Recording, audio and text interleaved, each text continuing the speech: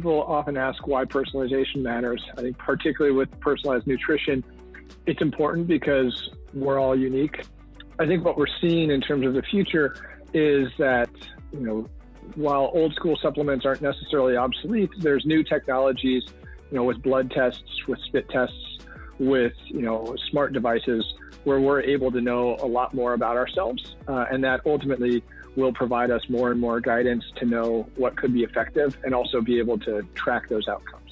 At Care of, we're super excited to be partnering with NBJ to sponsor today's content.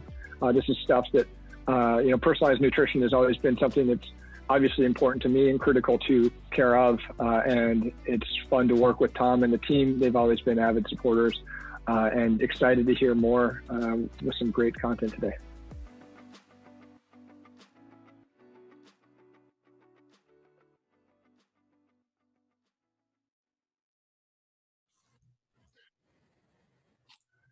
Good morning, everyone, and welcome to the Personalized Nutrition digital event that we are having today, sponsored by two great companies and hosted by Nutrition Business Journal and New Hope Media. I wanted to welcome everybody for our session today. It's going to be a little longer than a normal session, about an hour and a half, because we have a special section at the end where we're going to do some breakouts. And we've got an esteemed group of speakers today that I think you're all going to enjoy hearing about the personalized nutrition, which is a topic that is on everybody's mind these days, based on some of the things that are happening in the world and based on some of the things that are happening in the nutrition industry. So without further ado, I'd like to thank very much our sponsors today who, again, we couldn't have had this event without them. Care of, which is a company that you just saw a video on. I hope you enjoyed that. Care of is a company, a startup that is now more than a startup, but is a well-funded startup out of New York. Probably went through some challenges with what's going on in New York. But the CEO, Craig Ebert, is a good friend and sponsored us for this special event because he believes in personalized nutrition. His company is doing well in a questionnaire format. We're going to hear more about that. And I hope you all get a chance to learn more about Care of. And also what we call CHIPA, which is the Consumer Healthcare Products Association. They're one of the associations that crosses over into OTC markets, and they are also interested in personalized nutrition, have many members that are dietary supplement companies, some of them probably listening today. We'd like to thank John Troop and Scott Melville for their support today. So with that, I'd like to turn it over to our speakers who will be joining us today. Myself, I'm going to start off with just a brief overview of personalized nutrition. Then we're going to hear some of the numbers from Claire Morton-Reynolds and then from Jeff Bland. Our agenda today is pretty simple, but there's a lot of moving parts. So we hope that you'll be able to join us for all pieces of our session today. I'll do an introduction. Claire will do the numbers and the market data. We actually recently did a report at NBJ on personalized nutrition, which was not an easy thing to sort of size and model. But Claire's going to give you some of the highlights and some of the takeaways from that research about this trend and how big it is and how it's impacting supplement companies. And we've got a special guest, Jeffrey Bland, who will be joining us. I think he's out there somewhere, but we're going to have a conversation with him. And then a Q&A moderated by myself with Jeff. And we have two experts, Afif Ghanum and Priya Kamani, who are both entrepreneurs and both have experienced the highs and lows of launching a business in the personalized nutrition area. So with that, I'll give more introductions later. Let's move on to our opening remarks from myself about what this space looks like and why so many people are interested in it. So personalized nutrition cuts across a lot of different industries. We've heard personalization cuts across industries. We've heard it from lots of big companies out there. Lots of Fortune 100 companies are talking about how they can learn more about their consumers through getting closer to them on a personalized basis. Whether it's McDonald's or Wall Street Journal or Nike, you can read about it, you can see it, it's happening. There's companies based on the sort of the idea of personalization. But let's drive that further to our industry, which is around personalized nutrition. And it's always good to start off with a definition. So yesterday, we had shakes and a scale. Today, we have engineered foods. And tomorrow, and which is tomorrow is really today. We're really all wearing these wearable devices and getting diagnostics and collecting data and getting these displays of this data and making decisions based on our health and nutrition on these pieces of data that we're collecting. I'm sure most of you out there on this webinar probably have experienced or have a device on your hand or your finger that you've tested data from. And so if you take all that together over the last 7 or 8 years, we define personalized nutrition the following way, which is, if you could move that slide, Claire. Yeah, thank you. Personalized nutrition is based on the idea that by individualizing advice and support driven by real data, each of us can and will be motivated to make dietary changes in nutrition, whether it's supplements or food, make those decisions for our individual needs, sort of the N of one. So about 7 years ago, I wrote an article with NBJ's support about what might happen in the future of our nutrition industry. And happy to make that available in the resource room. But we said basically the future company might be a diagnostic company that actually brings technology to our field. And if you look at this article, which was inspired by a lot of my readings, I'm sorry, go back one slide, Claire. If you look at the sort of overall arching trend of where we're headed, and this was driven by some of the readings I did with Eric Topol and Jeff Bland, there's this sort of concept where if we have diagnostics, which is the sort of the right side of this slide, depending on which way you're looking, and those diagnostics are accessible to people, then we'll be able to look at our health through these biomarkers and make adjustments.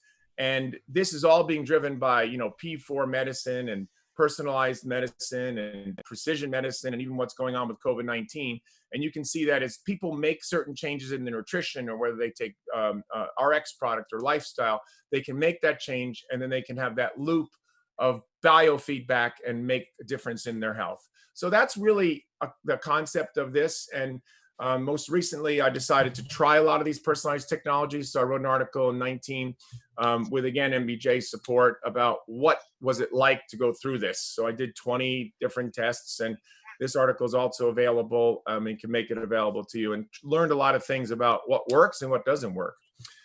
So moving on, in that experience, I went through 200 pages of reports, microliters of blood, mobile phlebotomists. I took tests from many, many different places, including Biome, by the way, who our CEO and founder of Biome's here on our call today, and took those tests and learned a great deal about my health. I also took questionnaires of care of persona, DNA testing, microbiome testing, blood biomarkers. And, I didn't do that I did that to learn about my health, but I also did it to learn about the industry, and I learned a great deal. And one of the things I learned is that it's pretty complicated. A lot of the reports are complicated, and it's hard to boil down into what I call the what, the so what, the now what. I mean, that's what I sort of boiled down to, is what do I do with all these tests? So that was my experience. And then I went off on my merry way and trying to stay healthier. The inputs that that are coming into play in personalized nutrition, besides the questionnaire. So the questionnaire is, again, care of and persona, and there's many big companies doing questionnaires. We also have blood and genetics and microbiome and these activity trackers. And so there's no sort of priority here, except that we're seeing a lot of genetic testing out there, and we're even learning more about genetic testing when it comes to COVID-19. So these are the inputs of personalized nutrition. The next slide really talks about the landscape of personalized nutrition. And this is sort of the way that we encapsulated this in the report that NBJ did. This was sort of on the front page of, like, what does this landscape look like? And if you go to the left side of this, at least on my screen, we have minimal personalization. And then you go to the other side, it's maximum personalization. So minimum would be like maybe a supplement that was condition specific, an immune supplement, Centrum Silver. That could be the beginnings of some customized personalization.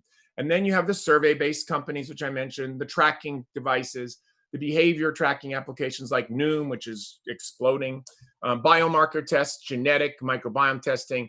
And then you get all the way to, like, okay, what do I need to take for me personally based on all these tests? I'm not sure that it's feasible to go all the way over to N of one from an economic standpoint. In fact, I know it's not.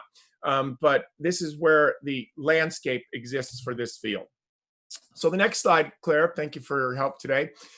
This is Claire's domain. We work a little bit together, but she's an expert in sizing markets, and she's going to talk about what's the size of this market, this personalized nutrition bubble in the center here. Microbiome, we have lots of valuations, we have lots of trackers, lots of DNA testing. Over 35 million people have taken their genetic DNA basic tests, either from Ancestry or from 23andMe. Then we've got lots of nutrition panels. So she's going to make sense of these bubbles and tell you what is the size of this market, at least as it applies to supplements. Next slide. So these slides, I'm just going to go through very quickly in order to save some time for Q&A, because we really encourage you to ask questions today. There's survey-based companies out there. There's biomarker testing companies out there that are testing your blood in various ways. Grassroots Health in the corner over there tests vitamin D, which is a big deal these days. And you can also test your omega-3 levels. Next slide. Genetic and microbiome testing companies. I put these together, but they could have been two separate slides. This is just a snapshot of some of the companies out there. There's many more than this. Next slide, please. And the wearables. This is sort of the wearables and tracking devices. So if you look at the entire universe, this next slide is what we call an eye chart. I don't expect you to be able to see it. It came from a good friend of mine. And this is a slide that shows a lot of the startups in this space. And so if you go to like any of the startup health 2.0 conferences, or even JP Morgan, you'll see a lot of the digital technology companies that are developing around this concept of diagnostics and personalized nutrition.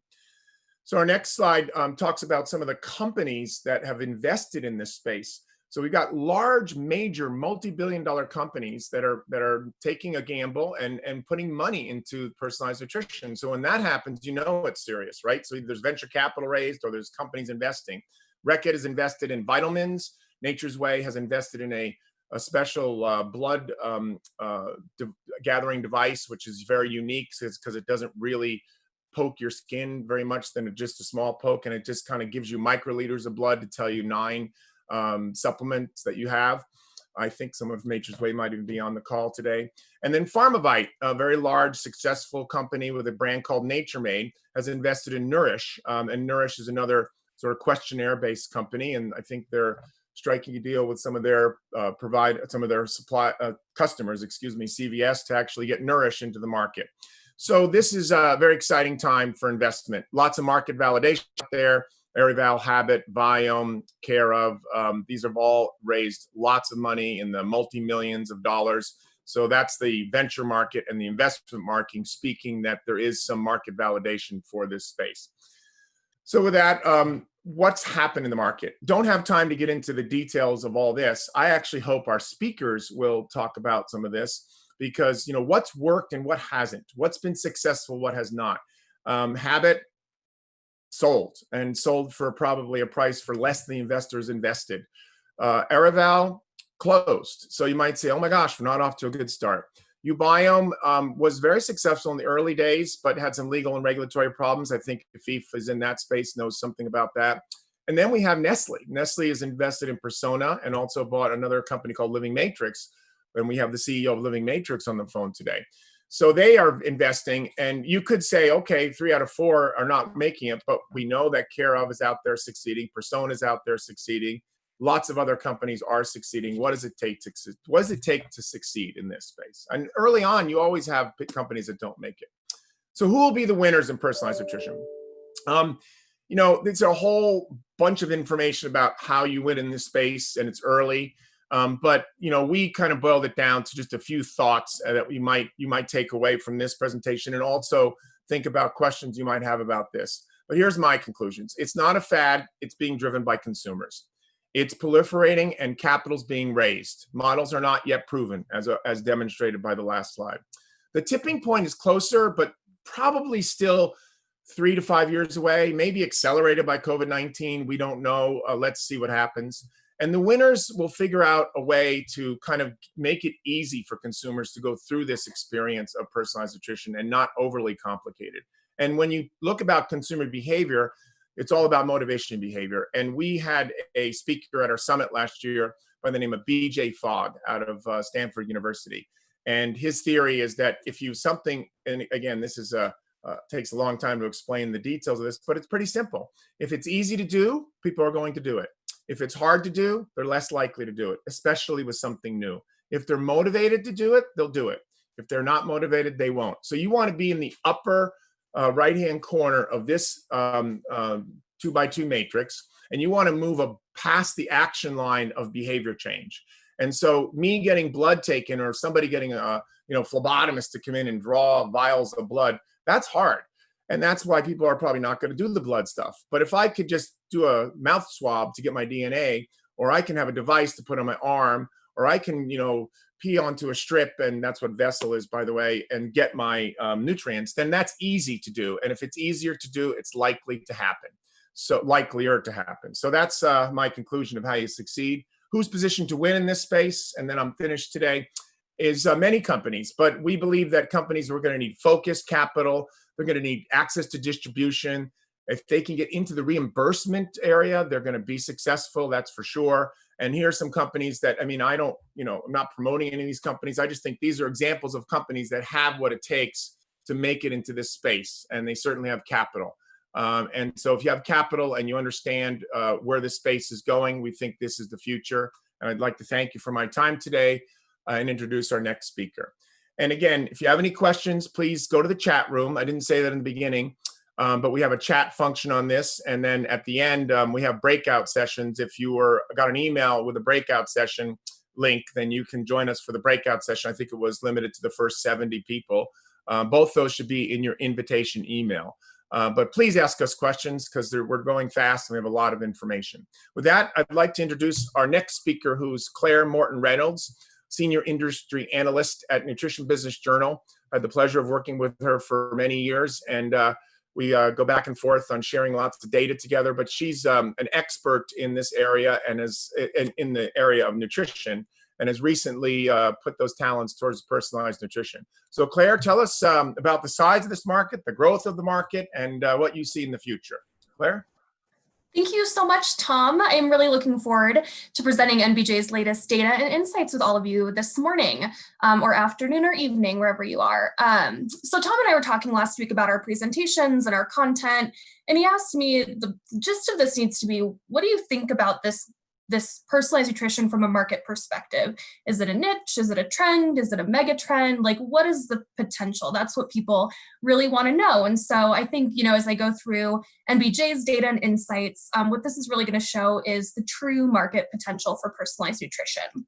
So getting right into it, Tom did a great job laying out the full landscape of personalized medicine and nutrition. And I want to just spend a moment defining the universe from NBJ's perspective. So starting with this largest circle in green, in the broadest sense, personalized nutrition includes companies that offer questionnaires, diet or activity tracking, or lab testing of DNA or any markers that could be interpreted in relation to diet. And these companies may or may not make recommendations or sell products, right? So that's the key differentiator as we get into these circles.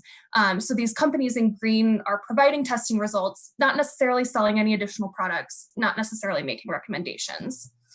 And then within that larger market in the middle circle in blue, we've got these nutrition-focused companies that are making recommendations based on testing results, right? So they're not necessarily selling any additional products, but they're driving revenue from those testing results and subsequent recommendations. And what NBJ wanted to start by focusing on is that core central circle in red. And the data I'll be presenting largely focuses on these companies that are gathering testing data and selling supplements as a result of it. And so I just want to make that caveat that we understand that companies throughout this entire circle and this entire universe are driving revenue from testing and from other measures. And what we're really focusing in on today is that potential of supplement sales specifically. And so that's kind of what that core red circle is focusing on within this graphic. So just taking a step back, I want to put that overall market for context. So we see that 2020 is really a banner year for supplements. So I think it's important to note that before we even move on. So supplements are expected we're expecting even pre-COVID to surpass 50 billion in sales this year. And with the pandemic and with COVID, we're seeing it blast way past that, right? So US supplements expected to grow about 12.1% in 2020 to about 54 billion in annual sales. And so that core red circle of personalized nutrition supplement sales fit really neatly into our overall $54 billion industry. And so getting into the meat of it, looking at personalized nutrition supplement sales specifically, how do they fit into that 54 billion? So looking here at the dark green bars, the market is still pretty small, with estimated sales of 593 million this year in 2020, which represents just about 1% of all supplements sold this year. But if we focus on this yellow line representing the growth trajectory, that's where the really important story is. So we see here the market potential is really significant, over 100% year over year, doubling each year through 2022, and still with pretty strong projected growth in 2023. And so let's get a little bit more into what makes up that market size and why we see such large potential there.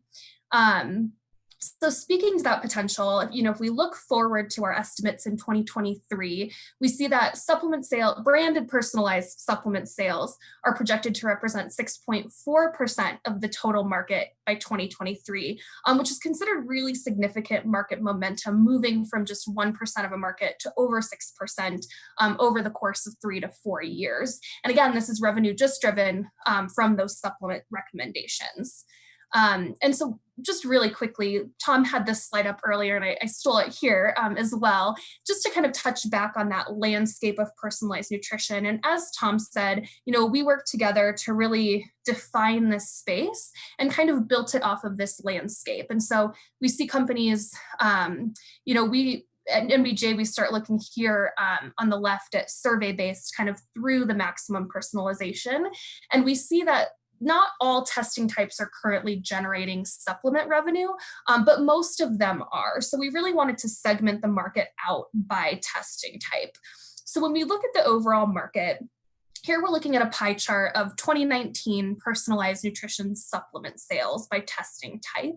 And in 2019, supplements were sold by about 40 companies based on these testing types. And again, we know that there are more companies operating in the space if we think back to that larger universe. But here again, focusing on those companies selling supplements. And the largest percentages we see here comes through survey-based nutrition. But as with many markets, there's really large growth potential in some of those smaller slices of the pie. So I'm going to dig a bit deeper on two of those segments in that pie, starting with survey-based supplements. And again, that's the largest segment of the market right now, and we expect it to be the largest segment of the market even through 2023. So company examples here include Care of, Persona, Hum, and Nourished by Nature Made, a lot of brands that you'll recognize from Tom's slides as well. And so supplement sales generated by these companies in 2020 are projected to reach over 500 million, nearly doubling over 2019, with a lot of new companies entering the space, and specifically, as Tom mentioned, these larger legacy companies entering the space. And with all of that momentum, there's the potential to reach nearly 3 billion in annual sales by 2023 from these survey-based personalized companies. And then looking at a smaller piece of the pie, kind of on the other end of the spectrum, we've got microbiome-based supplements. So these are sales of supplements driven by gut health tests. And companies in the space include Biome, Flore, Biome, and more. And all of whom generate revenue both from gut health tests in addition to supplement sales. But here again, on the left, we're looking at supplement sales specifically. And in 2020, it's still really small with an estimated 31 million in annual sales. But it has the highest projected growth trajectory of the testing types kind of in our universe. And that's really interesting when you put it in the context of just general total gut health supplement sales and growth, and kind of explains why we project such a high growth trajectory here. So, what we've seen in the overall gut health market, aside from personalized nutrition, is kind of a dip in growth. And we're seeing a spike in 2020 due to the current circumstances of today. But overall, if you kind of look over the past 5 to 10 years, we've seen that growth dipping a little bit. And what we're really seeing is the gut health consumer is more sophisticated than they were 5, 10 years ago. So probiotic growth really strong 10 years ago as consumers were really discovering that category. And now that consumers are more sophisticated. And so what we see is that microbiome tests fit perfectly into that space. So really providing consumers with more specific answers and more specific formulations. And again, proving this potential that market might reach 500 million annually by 2023. And so speaking of pandemic-driven opportunities, I just want to use a couple of slides to touch on kind of what potential the uniqueness of 2020 has created. So first of all, one of the big macro trends coming out of COVID-19 that we've seen is the impact on e-commerce. And so with everybody stuck at home, we're seeing online grocery and online supplement sales skyrocketing, and personalized nutrition as an inherently direct-to-consumer business fits really neatly in that. And so here we're not looking at personalized nutrition specifically, it's the overall supplement industry. But the really significant thing that we're seeing between 2019 and 2023, based on this lasting consumer behavior change with online shopping is really a doubling of the e-commerce market. And again, we're seeing that most of personalized nutrition, all of personalized nutrition supplement sales really right now falling in that space, and most of them continuing to in the future. So this purple or this maroon segment of the pie representing e-commerce doubling from 2019 to 2023 is just a really important consideration as we think of the future of the market. And then obviously immunity, and Tom and Dr. Bland are going to get more into that. But looking at overall immunity supplement sales, that's what's really driving growth in 2020, with sales spiking over 50%. But the most important thing is to consider how immunity can relate to personalized nutrition. And this is an excerpt that I pulled out of Nutrition Business Journal's June issue, and we had a great story in that issue about immunity and how COVID is pushing us into immunity 2.0, and some really great information and takeaways there that personalizing immunity is kind of the next step. And what we've seen through our consumer research is that COVID-19 has really brought health and immunity to the forefront of consumer minds in a way that it maybe wasn't before. And we expect that to be a lasting consumer behavior change. And I think that provides this unique and awesome opportunity for immunity as it relates to personalization. And with that, I'm going to say thank you and hand it over to Tom and Dr. Bland. But really quick, just wanted to touch on a unique offer for everybody attending this webinar. All of these insights I've presented come from a great report that we launched earlier this year, a really first of its kind report. So feel free in our store to use this code to receive $97 off of the personalized nutrition special report, and reach out if you've got any questions on that. But with that, I will hand it back to Tom and Dr. Bland for a conversation. Thank you very much, Claire. Great job, and thank you for making it so topical with all the information about COVID-19 and immunity. And a lot of people, when they hear seminars like this, say, well, what's new, right? Well, there's this little thing called the pandemic, which has happened in 2020, and we believe that has influenced this trend. And thank you for addressing that, and thanks for the great research. So with that, I have the pleasure and honor of introducing a dear friend, but also a mentor of mine, and somebody that's shaped my thinking and my career in more ways than I could even say. And we had to twist his arm because he's in high demand to join us today to talk about some of his thoughts about personalized nutrition and personalized medicine.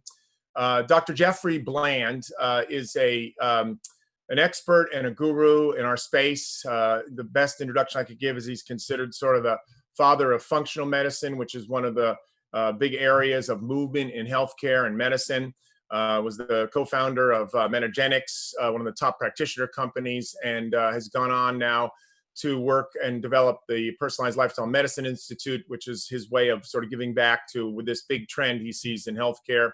And also, because he never stops, has launched a company called Big Bold Health, which is about bringing healthcare, and big and nutritional dietary solutions to the world to improve people's health. So with that, I'd love to introduce Jeff and have him join us if he can be put up on the screen, and say that we're really honored to have you, Jeff, and we'd love to hear some of your thoughts about personalized nutrition and why you think it's such an important trend and some of your thinking around it from your perspective, which is truly unique. And thank you again for joining us today. Can you hear me, Jeff? Sure can, Tom. Can you hear me? Yes, I can. Thank you. Okay, great. Well, thank you. I'll Jeff, go. let me just say really quickly that Sure. I think you and Claire did absolutely a fantastic job. That was a tour de force in a very short period of time of a great landscape analysis of where we are. It's interesting to look a little bit back where we've come from. It's nice to know where we are, but it's even more interesting to know where we're going. So hope we'll have the chance to talk a little bit about that. Thank you. Well, I want your perspective on what you just heard, but let's just go back and could you just tell me a little bit about your background and how you got in and interested in personalized nutrition and why you started PLMI and what your journey was to go from, nutrition entrepreneur to practitioner, supplement entrepreneur to, an expert and guru in this area. And how did you get here and why are you so excited about this field? Yeah, thank you. Well, I think many people have heard my story, so I hope we'll keep this short and not too boring. For me, I think I was birthed out into this movement in the early 80s. I was a university professor. I was a joint chemistry and environmental science professor at the University of Puget Sound in Tacoma, Washington. And I'd had the privilege and pleasure in knowing Dr. Linus Pauling for a number of years and actually been a student of his. And I was then fortunate to be able to take 2 years of a sabbatical with him at the Linus Pauling Institute of Science and Medicine in Palo Alto in 1981 through 83. And that was a life changer for me because I had an opportunity to have my office right next to his. I interacted on a fairly regular basis with him, which was a huge privilege. And I was then in charge of setting up and overseeing a nutritional supplement analysis laboratory in his nutrition research division of his institute. And that particular experience led me to recognize that maybe my calling as a young professor at that time was to relinquish my tenured professorship and start a company to try to teach doctors how to do preventive medicine in their practice, which as I think back as a guy who had a family with 3 children and a house and a mortgage and a car and no business experience was kind of like a really fugitive decision. But I did make that decision. I gave up my tenure and my father, who is retired, was kind enough. He came out of retirement to be my business manager because he had an accounting background and he had run as an aerospace engineer defense program. So he was good at the metrics and away we went in trying to see if we couldn't help make a contribution to change medicine based upon what I'd learned from Dr. Pauling and his group, which was about really the first era of trying to understand personalization using the tools of the trade, things like chromatography and mass spectrometry and so forth that were developed in the 70s and early 80s. So that got me really fully engaged in this field in the early 1980s, and the next 4 decades is history.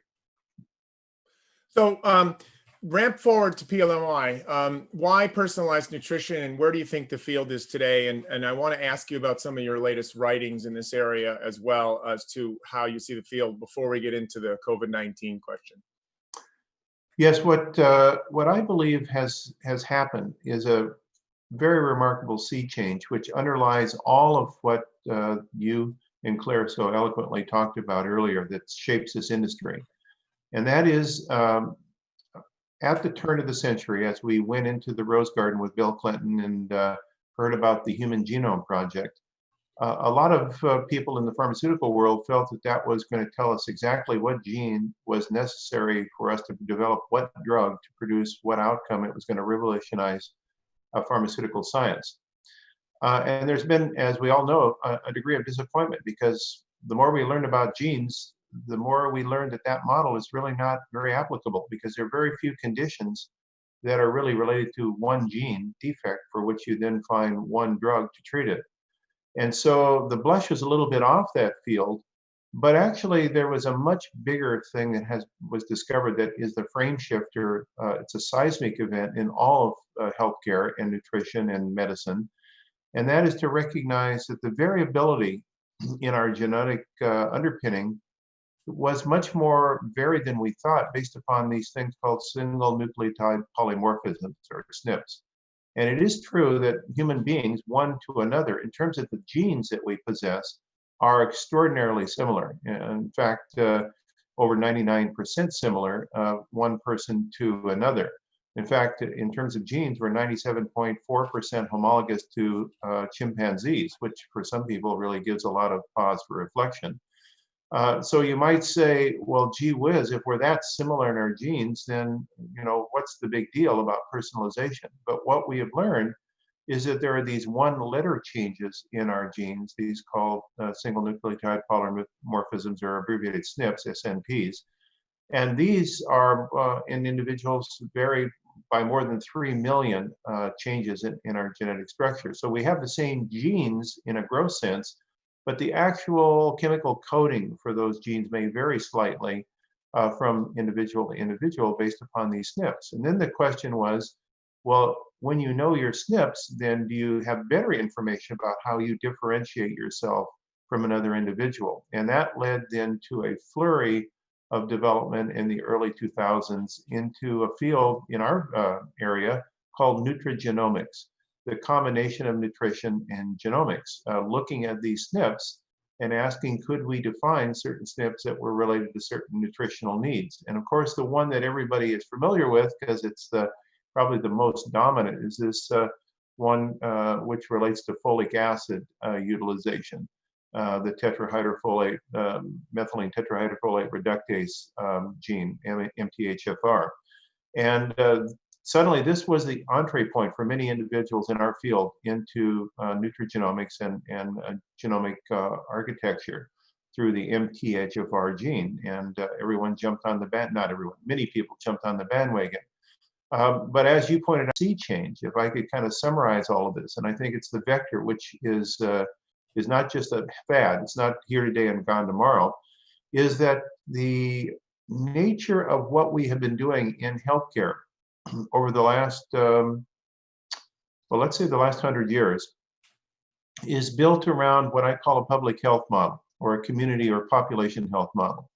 And that is, you do a big study around a certain condition, and you give a single molecule to a person with that condition, and then you examine the response they have to that using a certain readout, a biomarker, or something that tells you how they responded to that molecule, that I'm talking about a drug, or it could be a nutrient. And then you make a conclusion based upon statistics of that group population, of that community-based information.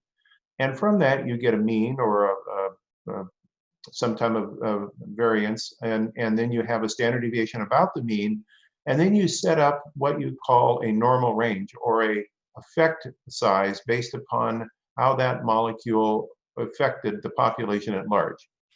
And that then becomes what we call a prescription, or a guidance, or a target. It could be the MDR, it could be the RDA, it could be, or it could be the dose that's required to treat a headache with a specific analgesic. So that's the model that we've used: population-based, community standard, statistical model that's driven out of group experience. The difficulty with that model is, if you go in and look at it very carefully, you'll find out that although the group as a population-based standard may have had a specific response, that individuals within the group, when they are looked at, that you said N of 1, meaning each individual in the group, you might find that actually the majority of the people didn't actually have a positive response. Well, you say, well, hold on, how can that be? How can the average people in the group not have a positive response when you said that the group had a positive response? It's related to statistics. If you get a big enough effect size of certain individuals that are high responders, it can then drive the group size to have a population-based effect that's statistical in nature, like p less than 0.05 is what they use as a standard of evidence. And so now what we have learned in this whole genomic era is that a lot of the suppositions and the presumption we made that led to standards and guidance and principles are actually wrong, because they don't relate to individuals at all. They relate to a group experience. As Roger Williams said many years ago in 1974, the father of really personalized nutrition, I think, this was a meeting I attended in 1974, he said, nutrition is for real people. Statistical humans are a little interest. Let me say that again. Nutrition is for real people. Statistical humans are of little interest. And when he said that, I was sitting in the audience. I recognized that I had spent many years becoming a student of statistics so that I could understand how to treat the average, but not the individual. And that was pretty disarming to think that I'd gone through all those years of schooling and postgraduate work and postdoctoral work to ultimately recognize that I could see an average person when they came in, but in practice of healthcare, you never see average people. In the practice of nutritional counseling, you never see average people, you see individual people. And so with all of that in mind, the frame shift that we've had, the seismic shift, is that we're moving from a population-based, community-based statistical model to an individual model, which is an order of magnitude maybe more complicated, but fortunately we have at least an order of magnitude higher level of technology to help us and guide us now through the things you're talking about, high throughput genomic screening, through wearables, through biometrics, through analytics, through the cloud-based computation, through things that we now take for granted like we do on our smartphone that are equivalent in computing power to that of a Cray supercomputer, and we carry it in our pocket. And so those things are the wild cards that are completely changing the landscape. And anyone that says, well, I'm going to kind of resist this movement is going to be left behind because it's not just the train, it's the bullet train is leaving the station. And this is a huge change in the way that we're going to be seeing how to do everything, including all forms of healthcare. Just look at precision cancer therapy if you don't understand where the growth is in pharmaceuticals. All the pharmaceutical companies want to be in precision cancer therapy using genomic-based medicine, and because that's where all both the best outcome is occurring, but it's also where the big money is to be found. So this is kind of my review of where we are right now. Thank you, Jeff. That was an amazing summary of where you think the world is going and how you've experienced it. And I'm already going to apologize to the audience that I wish we had more time together, and we still have some time. So I'm going to think hard about the next questions I want to ask you. But I'm encourage the audience to ask any questions as well to you. So we'll have a little time for Q&A. Jeff, in the Wall Street Journal on May 19th, you had shared an article with me that I probably would have caught, but I saw it from you first. And then you did a little bit of a webinar yourself with PLMI that had like a couple thousand people on it, I think. And then you wrote an article called 5 Post-COVID Changes We Will See in Healthcare, which we're going to make available to everybody here on our research section. So if that's okay with you, I think you want that word out. The Wall Street Journal said, hey, personalized medicine and precision medicine, we're not sure that model works that well. And it goes back and forth. It's sort of a pro-con kind of thing about where you just said the world's headed. And then you wrote a 5-point article. I know it's hard to summarize, but could you summarize those two pieces and why you think that personalization will win out even around COVID-19? Yes, Tom, I think there's actually another one that just appeared last week, which was in the Atlantic magazine. You probably saw that. I wrote a piece and actually led it to the editor of Atlantic in response to that, in which the medical writer for the Atlantic was saying that there is no reason to take nutrients to support your immune system during COVID. You're kidding. It's a waste of time and money. And I wrote a response to that as well, which I hope they'll print. But let me just summarize quickly. The reason I felt inclined to really want to put my oar in the water here is that I think there's a lot of misstatements and misunderstanding in really what's going on as it relates to the nutrition connection to COVID. And I'll just summarize by saying that if you ask the question, why do some individuals have virtually, in fact, most individuals have virtually no to limited symptoms when they're COVID infected, whereas other people have very, very serious, even life-threatening outcomes. It's still somewhat of a mystery, but the story is becoming more clear. And the story is becoming more clear that those individuals who have what we call comorbidities are individuals that seem to be more at risk to the severity of COVID. So therefore, I've just written an article that's being published tomorrow in Medium. I've titled it COVID-19, the pandemic within a pandemic. So what is the pandemic in which COVID-19 finds itself? It finds itself in the pandemic of metabolic syndrome and chronic ill health. Our culture is not healthy.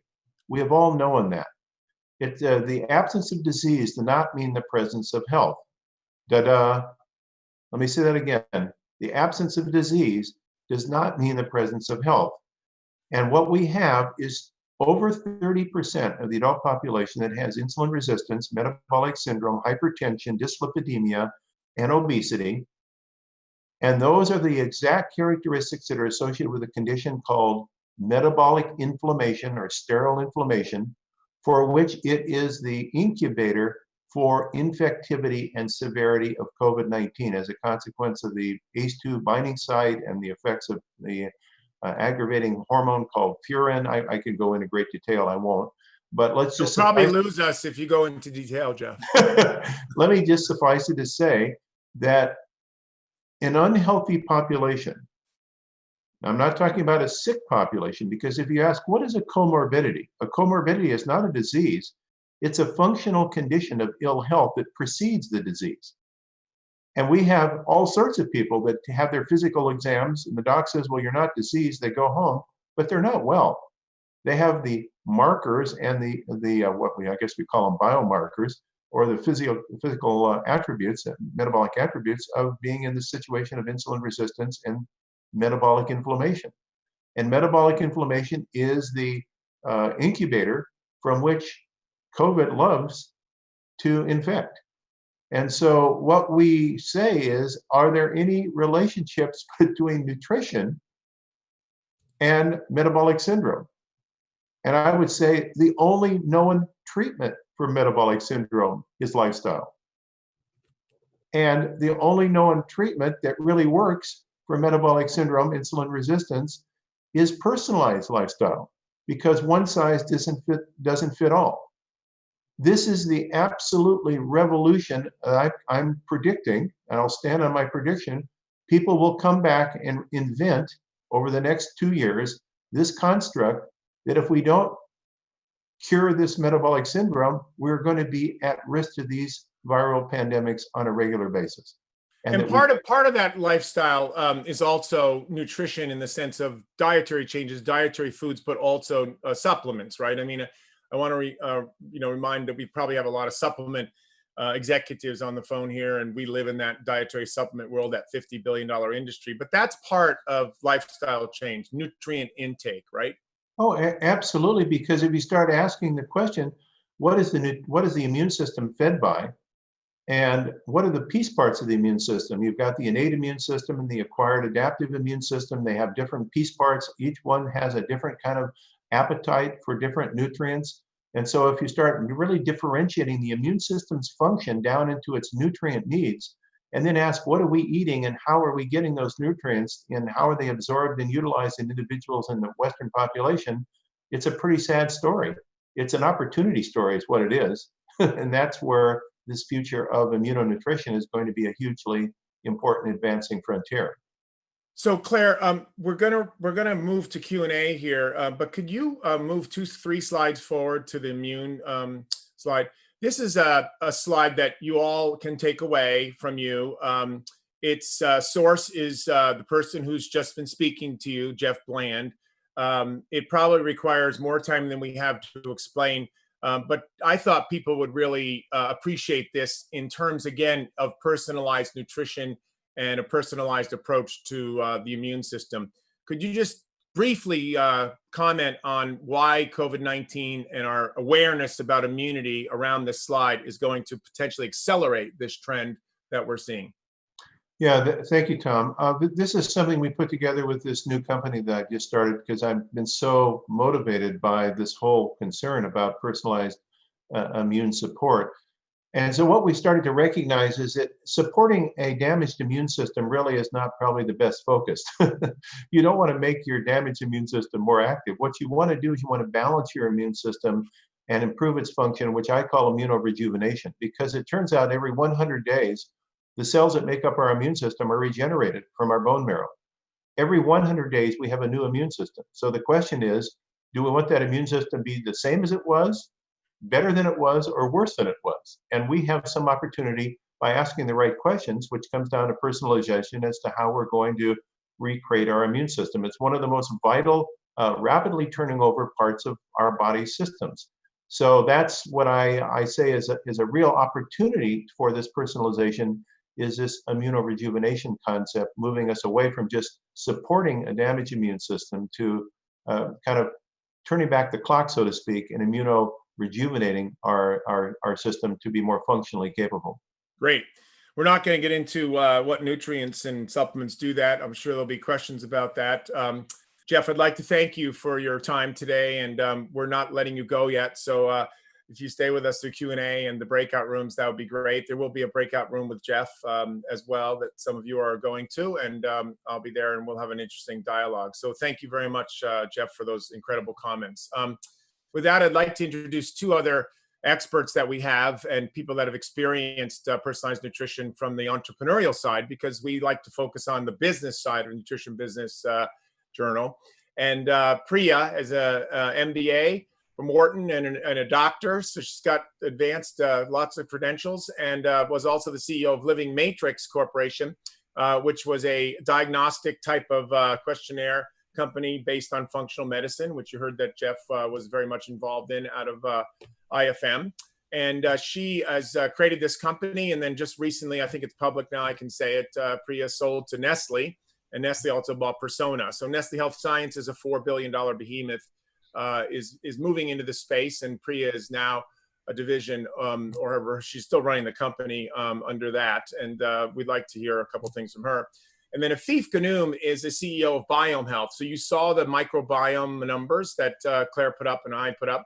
And Afif is one of those CEOs in that space. There's a half a dozen at least companies in the microbiome testing space. He also gets involved with products, which I'm sure is going to be a question. So we're really happy to have both of you here today. Let me start with Priya, and then I've got a quick question for Afif. And then we'll do a quick Q&A, and Bill, we're probably going to be going into our breakout rooms about 9:10. So Priya, quickly, could you tell us from a practitioner standpoint, since you live in that world, how important practitioners are to this movement in personalized nutrition from your perspective, and how do you see them playing a role in this? So Tom, thanks first of all, for inviting me to participate. Very interesting presentation so far and conversation. I think practitioners are actually key to helping to interpret and guide consumers in terms of the implications of the personalization. There's significant interest from practitioners for anything that gives insight into the physiologic processes and imbalances. As you heard from Jeff, these are complex physiologic processes that we're trying to bring back into balance. And consumers on their own have limited capacity to, you have to be very, very well educated to be able to do this yourself. So I think even for companies that are in the direct-to-consumer space, one piece of advice I would give you, and consumers are very interested in this, which is give them the ability to share that information with their practitioners, with their doctors, so that they can continue to collaborate with them, even if you are going in a direct-to-consumer solution. Great. And we'll come back to you on what's happening in the practitioner space with some of the companies that are succeeding. I'd love to pick your brain on that. I know you might be biased since Nestle also owns Pure Encapsulations and Douglas Labs and Soroil. So they're in the practitioner space. So you were part of that. But I'd love to get your perspective on which companies are leading the charge there. Afif, thank you for joining us. I'm going to start off with a provocative question for you, because we have one from the audience. rather than the one I was going to ask you. This is better. What are your thoughts behind the decline in microbiome supplement sales that you saw that Claire put up on the screen? Since you're in that space, you live it and breathe it and eat it. What's going on in this microbiome testing and supplement area that's causing a little bit of a roller coaster ride? First, thanks for having me. I really appreciate it. I think we're going, and you're seeing it from what I understand across all genetic testing, is we are finally going past sort of what I call the hardcore consumer that is an optimizer or someone who's dealing with pretty serious issues. And now we're starting to go towards targeting and working with more what I call mainstream consumers. And it's a tough nugget. Not necessarily because it's not informative, but I think it's a lot of factors are coming up. Like, for example, if you ask the vast majority of consumers about, is personalization of interest, it's like green cleaning products. A lot will put their hands up, but when they start to look at the expense, they start to look, it takes a few weeks to get my results back, and how do I actually interpret these? That number starts to decline. So I think it's going to now be the next wave. I believe the companies that figure out how to rapidly reduce that waiting period for results and really make the tests intuitive are the ones that are going to end up winning, because I think that's where you're going past that sort of hardcore optimizer to now, are you able to scale past to the general mass market? So why has there been a decline? Is it just a short-term thing? You saw Claire's data on that, right? Obviously there's a million factors that could be playing into it, but I think a lot of it is also likely around, the funding cycles and the cost to acquire these customers. It's not, an inexpensive exercise. So I think you're just seeing the market figuring out like who really is going to end up buying these products in the long term, and how do you build a business off that? Got it. Another question for you, but I'll ask maybe Jeff or Priya to chime in as well, which is, we had this question before, and it's always an interesting answer, and you happen to be doing both. So you have a testing product, diagnostic product, which I've taken, and I've seen it's gotten a lot better, and I really learned a lot from my experience with you. But then you also have supplements on the back end, and there's lots of questions. We have 2 or 3 that say, what about the regulatory issue of a personalized nutrition company or a supplement manufacturer, selling a product on the back end of a test? How do we navigate that? Is that okay? What are the pitfalls of that? I know you've gotten that question, and love to hear your thoughts, and maybe Jeff will chime in on that as well. Yeah, so first I correct one thing you said about it being a diagnostic. It is not a diagnostic, it's a general test, right? And that's an important distinction, because we're not telling people based on your results, you have a certain condition. Thank you. The way I look at it and the way I explain it is we are a tool in the tool belt of figuring out what products make sense for you. But that's no different than a consumer talking to a nutritionist or talking to someone at their local pharmacy about what product makes sense for me. So we help them hone in on that. But I think, again, when you talk about true personalization, that's a sticky wicket, because are you talking on a cluster level? Are you talking on an individualized level? So when we're presenting products, and one thing I always point out is we don't only recommend our products. There are products that we recommend that we don't actually manufacture. Why? Because these are products that we think are going to help the consumer generally. So I think it all comes down to what you are sharing with the consumer as far as why you're making the recommendations. Because the other thing is, I think people don't realize this consumer base is increasingly sophisticated. So if you try and position it and give them a bill of goods, it's this cutting edge this and that. If the science isn't there, they're not going to buy it. So I think there's a want to overcomplicate things, and I think microbiome test is a way to just hone in on some better recommendations. Jeff, do you want to take the other side of that? Do you think it's okay if Afif has a microbiome test and also recommends products? I'm not picking on you, Afif. I think what you're doing is great. Or in general, what's your quick take on that dichotomy of potential conflict? Jeff, we got muting. Okay.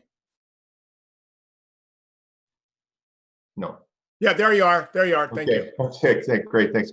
My answer is it really relates to how we're going to interpret the DSHEA in terms of structure function. If we keep taking ourselves back to the evolution of how we use the structure function claims for messaging and how they then interrelate to solutions to personalized nutrition related issues, and we stay away from treatment of diseases and conditions that would fall outside DSHEA, there are many creative ways that I think you can put a test that is doing a nutrition assessment component together with a supplement under DSHEA, but you've got to be a lot more creative than the old days in the way you language. Got it. Thank you. That's going to be interesting to see how that plays out. One question for Jeff that came from the audience. We're in Q&A now. This, Jeff, will put you, I don't want just your small group to hear this answer. This was going to challenge you a little bit. What would you say are the top 3 tests and or diagnostics every person should do or take to get more precision-based or personalized nutritional recommendations?